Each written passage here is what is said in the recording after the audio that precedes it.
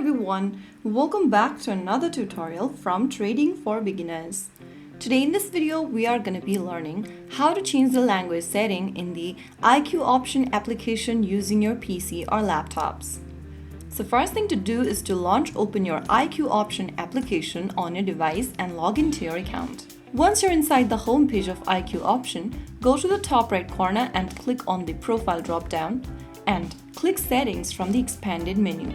Once you're inside the Settings tab, look for the Interface Language option on the top right, click the drop-down and select a different language you want to change to.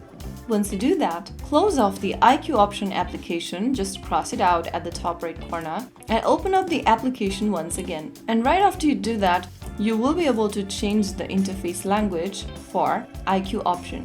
If you found the video helpful, don't forget to like, share and subscribe to our channel. I will be back again in the next episode. Thank you for watching.